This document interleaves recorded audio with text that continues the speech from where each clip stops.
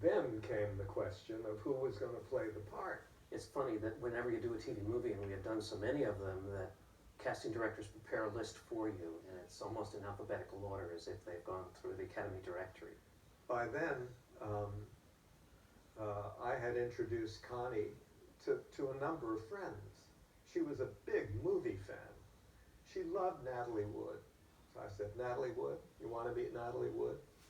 So we went there for dinner, and some talk began about, oh, wouldn't she be wonderful? And I wanted to sew Connie's mouth up because I didn't want a star. I wanted somebody who would look as if she came off the street. And no matter what you do with Natalie Wood, we have context to see her in. So I was not for that. And Natalie took terrible offense, and we didn't talk for over 2 years. Bob Wagner settled it. I mean, he gentled it so that we became friends again. So we didn't know who was going to play it. And then we got word from the studio that if Natalie Wood wasn't going to play that part, that they wouldn't do the picture unless Audrey Hepburn said yes. And Audrey Hepburn was in Europe. Then we got word that Audrey wasn't going to do it. So we weren't going to do the movie. They said this movie is too risky not to have a major star. Because Stuart Stern's relationship with Joanne was so strong, as has been, as dear friends, and also as the author of 2 of her films, we had always hoped that she would play a part. And she had been familiar with and following the development of the project. And he had been working on the script, and he had read me parts of it, and it was very interesting. And I think that there was some possibility that maybe they weren't going to actually do it. So I went up to Paul and Joanne's house to have a hamburger with them, and Joanne said, Stuart, what happened? You haven't looked this way since you recuperated at our house after intensive care. And I told her, I said, they canceled the movie because Audrey Hepburn.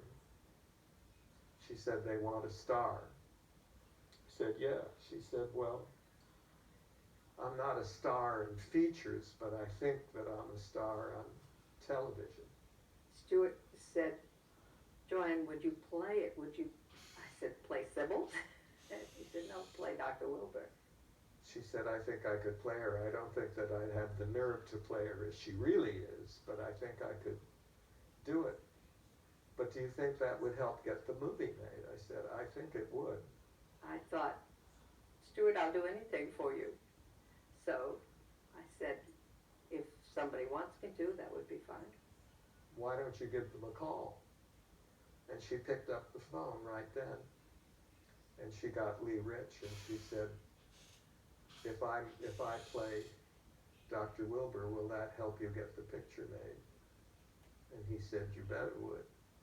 That allowed us then to go out on a limb and look for a Sybil, other than another huge Hollywood name. So now we have Joanne.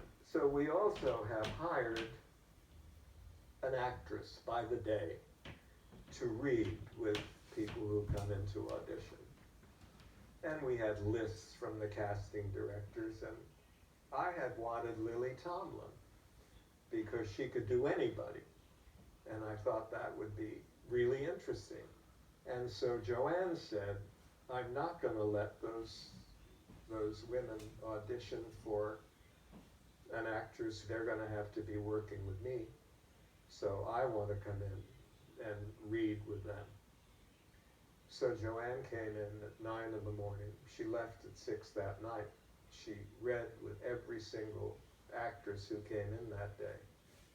When Stuart and I were looking for that person, Sybil, I said, when you're testing them, you must test them with me, and we must do it, because after all, it's going to have to be that on screen. And so they did that, and we had various people who came and tested, and they all had to sit on my lap, because there's a scene, where she sits. So I had some really unusual names who my lap. Sometimes I was big squash. And it was a reverent time, and Joanne had such respect for them. She gave them everything in her readings, time after time after time. And it got to be lunchtime, and we'd already been through about 6 of these. And then they said, I said, we're gonna faint if we don't get food. Said, we can't eat in front of the actors. So we were gonna break, and the casting woman came in and said, there's just one more. Diane Crittenden, I think her name was.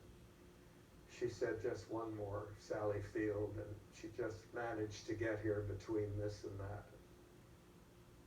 And I went out and I saw her, and I just rolled my eyes, and walked back in and rolled them again at everybody sitting there.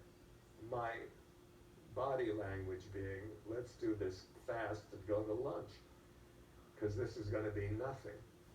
I was not thought of as the absolute perfect person to do it. It was such a great role, and I think they tested incredible people, just these extraordinary actors. Her agent at the time, Susan Smith, was wonderful, and she called every day and begged me, to see Sally for the role. And I said, as much as I admired Sally as a comedian, it would be an impossible sell at the networks. But as a courtesy to Sally and to the fact that she had stepped back from the acting business for 2 years just to study drama, so that a role like this, if it came along, she could at least try out for. We brought her into the room. And I said, the Flying Nun is coming in to read for this? That's odd. I was fairly well known in the country, but for a certain persona, and to make that transition into being taken seriously, and certainly making that transition from television, from situation comedy in the 60s to film, was really, really difficult. So I had done a lot of work. I had done a lot of studying, and this was, I think Sybil was really the first opportunity to use all the tools that I'd learned at the Actors Studio. And I sat down, and I was really tired. My eyes were tired, and I took my glasses off and I put them in my pocket. And I tried to look as if I were listening.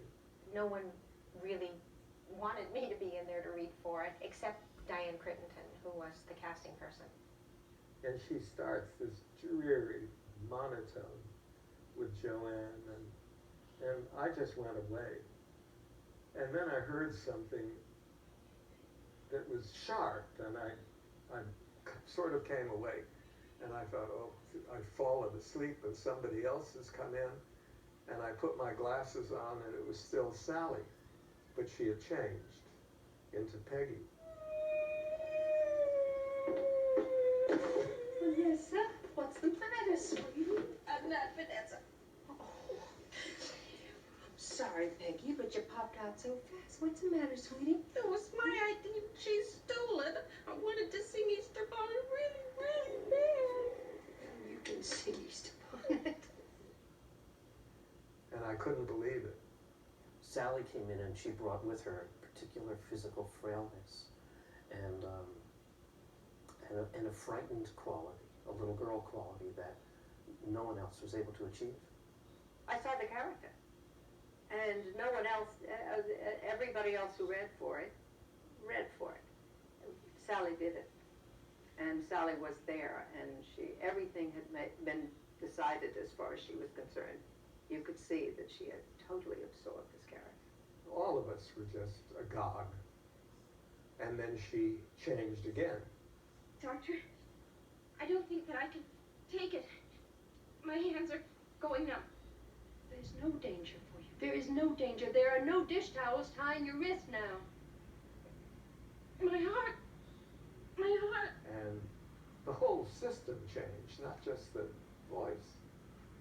And it was heartbreaking. And none of us could stop crying. We were so deeply moved at her achievement. And there was no doubt from that moment that she could even do better once she prepared fully for the role. And to see Joanne. Oh. What the hell did that monster do to you? Respond to that. It made you know that these two people had to work together. To my astonishment, we ended up playing the scene. She had memorized it. She crawled on the floor. She was weeping. I was crawling after her. And we finished the experience, and I looked at Stuart, and he looked at me, and we said, that's it. And then it was a process. It was a long process after that of reading and testing and reading and testing. And finally, I did a film test with Joanne. And I think ultimately, well, I was so crazy by then. I was so Sybil. People were worried about me getting home afterward and everything. But I think ultimately the final "Let's hire Sally" came from Joanne and Stuart Stern. And then, as I recall, there were some people who didn't feel it was proper casting. And I told them, I said, I'm not going to do it unless she does it, because she's the only person I think who can play this role. I went down to the office, and the phone was ringing, and I picked it up, but it was Connie Wilbur calling from Lexington. She said, what are you doing? I said, we're casting for Sybil.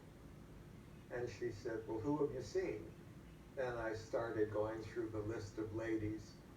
And before I could even reach Sally Field, she said, Sybil called me last night. And she said the only person who could play Peggy, which was the angry facet, is Sally Field. She said, you gotta get Sally Field. So I said, funny, she should have said that, because we just finished reading Sally, and she's right. She just was extraordinary. We took every role very, very carefully.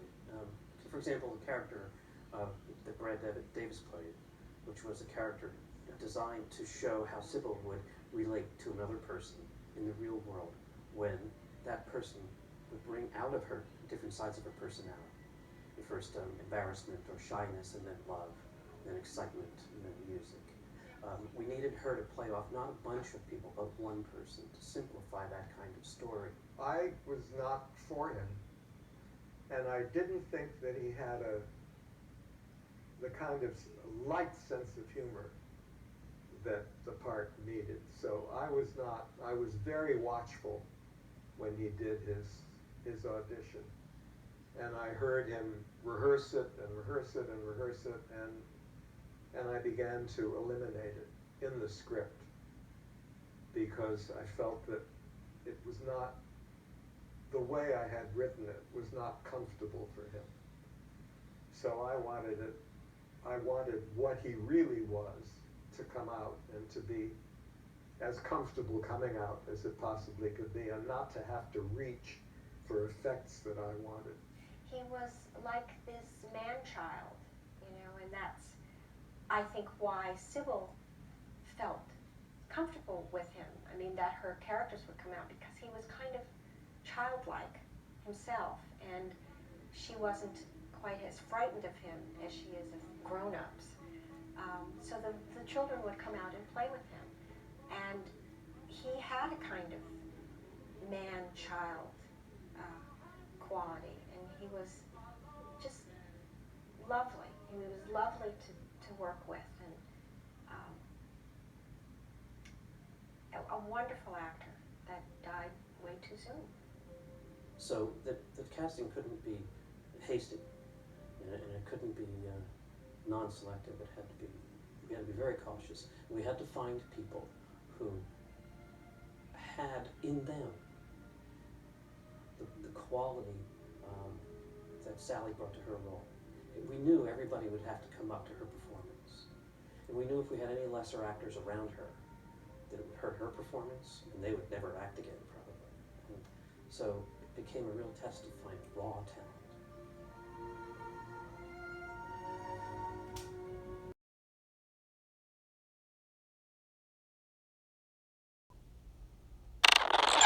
Thank you for watching, and please subscribe.